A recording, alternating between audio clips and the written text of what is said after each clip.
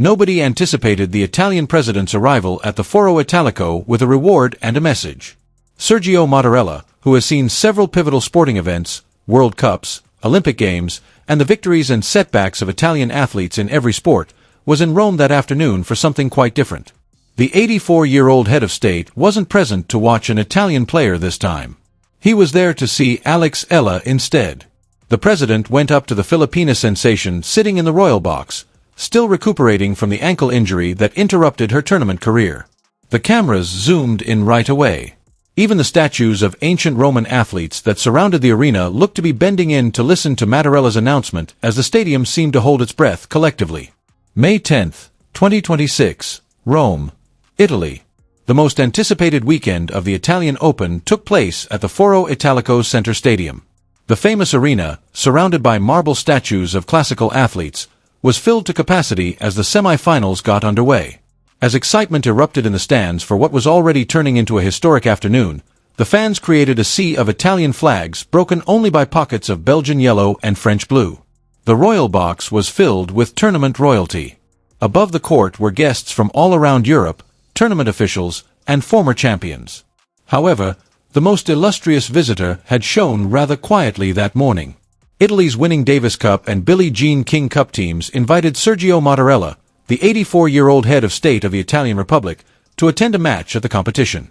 Gianni Sheen and other national heroes were among the elite Italian players he had visited at the Quirin Palace a few days prior. Mattarella had taken care to minimize whatever symbolic function he might have played during that meeting. He had stated, "I don't want to be seen as some sort of talisman because I'm not one at all." However, we can look forward to the Italian Open with fresh and solidified confidence because of the importance of our tennis players, both men and women. With the quiet seriousness of a man who has witnessed history unfold over 8 decades, he now sat in the front row of the royal box, surrounded by federation officials and security guards. As the event progressed through its pivotal phases, the atmosphere was focused and almost ceremonial. Then he noticed something during a changeover. A young woman with a compression bandage on her left ankle sat on the opposite part of the royal box, partially hidden by a marble pillar. There was no stadium screen featuring her. The flags surrounding her, which were red, white, and blue rather than Italian, communicated their own story even though her name was not being proclaimed. The flags belonged to the Philippines. Eala Mattarella leaned slightly in the direction of the closest tournament official. He said, "Who is that?" The official leaned in. "Eala is that senior president. She is from the Philippines," he claimed. After suffering an ankle injury, she had to retire from the competition. Slowly, Sergio Mattarella nodded. He was aware of her. In actuality, her presence had altered the ambience of the Foro Italico, which is why the entire nation had heard of her, not because she was Italian. Unusually for a visiting athlete, Philippine flags had sprung up all around Rome. The sound of her name reverberated through the seats, bouncing off old marble sculptures and filling the stadium with a kind of excitement seldom found in the city these days. The president muttered, "I would like to meet the 20-year-old player who turned a foreign tournament into something that felt like a homecoming." The Italian president then got up from his chair without saying anything more. As soon as officials observed the action, the royal box sank into a controlled quiet. At first, it was modest and hardly noticeable, yet every move had significance in that setting. Mosella kept his objective a secret. He didn't wait for etiquette or ceremony to catch up.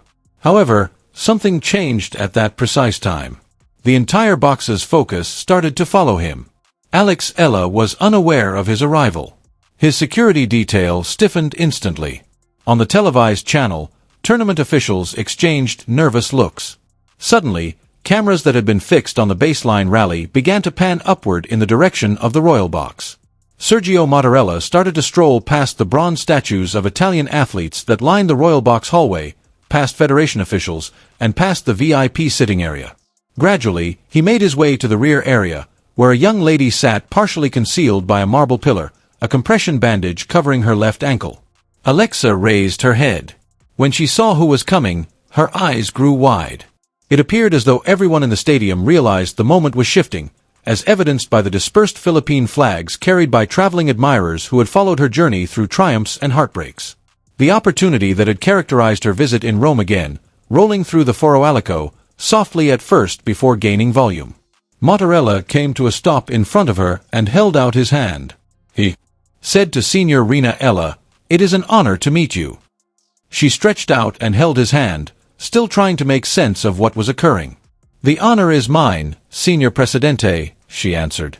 There was a strange weight to the event. As hush descended upon the coverage, even pundits found it difficult to carry on.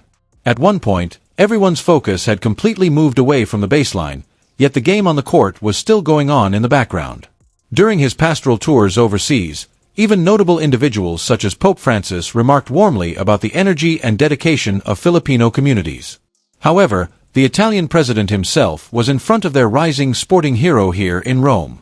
Sergio Mattarella quietly remarked, "And for a moment, the tournament, the crowd, and even the city seemed to pause around them that I have been watching you. Not only now, but all through this competition. It's amazing how your people support you." He paused for a bit, his eyes unwavering, because it was moving. "Italy is honored to have welcomed you. We hope you'll come back." The Italian president had disregarded etiquette, crossed the royal box, and shook Eala's hand. He had recognized her, her travels, and the emotional surge she had brought into the Foro Italico with her followers. Then, out of the blue, he announced something that nobody in the stadium had expected.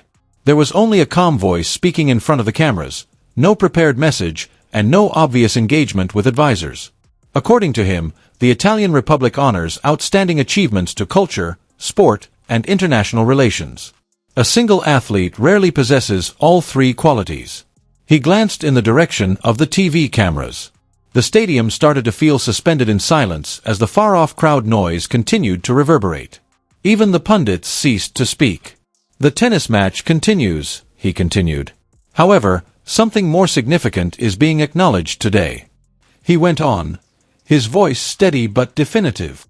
"This week, Eala has brought something unique to Rome. Her spirit, her fortitude, the way her people have supported her, and the way she has supported them are just as remarkable as her tennis." There was a momentary pause, the kind that makes time stand still. Thus, he came to the conclusion,